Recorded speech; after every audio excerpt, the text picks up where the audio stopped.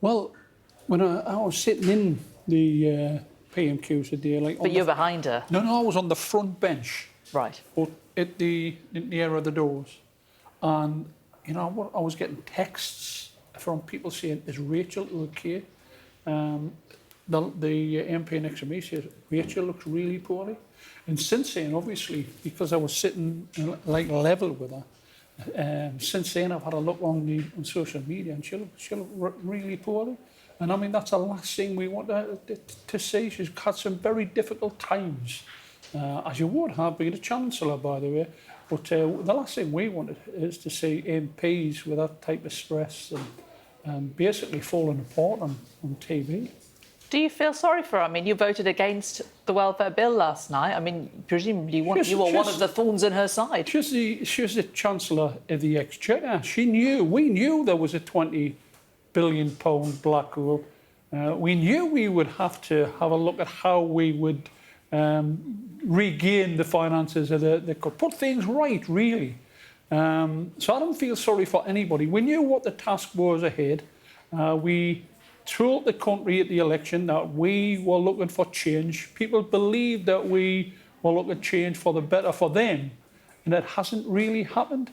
So, you know, do I feel sorry for her?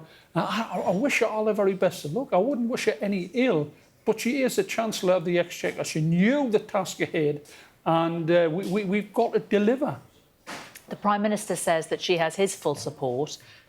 Does she have yours? I'm not looking for any scapegoats on what happened last night. What I will say, by the way, it was, in 15 years of being an MP, it was the most shambolic, chaotical sort of scenes I have experienced. You know, I was sitting there waiting to speak, and I'd been sitting there for 4.5 hours, waiting and anxious. My adrenaline was pumping. I wanted to get up there and say why we needed to oppose these changes. And before my time came, we had something which I've never experienced before, and that was a minister standing up and intervening on a backbench speech to give an announcement on a huge concession. Never seen it before. I'm probably not likely to see it again. And that just showed how chaotical things were yesterday. I've seen nothing like it.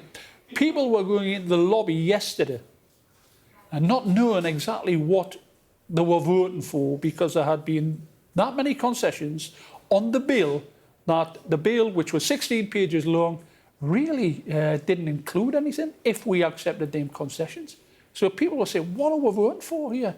So, I mean, given all those concessions, you didn't feel at the end of the day that you could vote for it, because fundamentally it seems now that this bill doesn't really change anything. Well, I think the reality is, despite the concessions, that bill was printed some weeks ago, and we still voted on that bill, the face of the bill. Things weren't changed.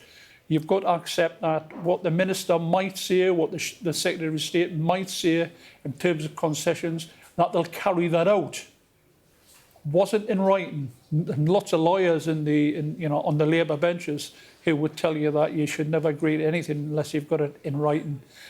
So, you know, I was happy to vote for the reasoned amendment, and I was happy to vote against the bill. You know, I wasn't elected, and nor was any MP from whatever political party. We weren't elected to take money from the poorest in society, the disabled, the low-hanging fruit.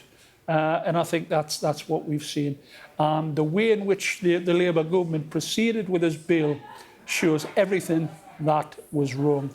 They tried to railroad this bill through the Commons in less than like 7 days, when in reality a bill of this magnitude, when you're dealing with millions of people, disabled people, people who are sick, people who are poorly, and when you're dealing with something that deserves to be proper scrutiny, amendments and discussion, and the way in which the government tried to railroad this through, that's why this ended up in absolute chaos last night. Do you worry that you've weakened the Labour Party, you've weakened Keir Starmer's government? He's just a year down the road as being Prime Minister. Is there not a danger that the actions of you and the other backbenchers is going to mean potentially this is a one-term Labour government? I think quite the opposite. I think it should strengthen the Labour government, because it can sit back and say, where on earth did this all go wrong? There isn't anybody, can really say with any conviction that this wasn't an absolutely chaotical scene last night. And it wasn't just last night, it's since the introduction of the bill. So I think it gives Keir the opportunity of sitting back, drawing a line and saying, where has this went wrong?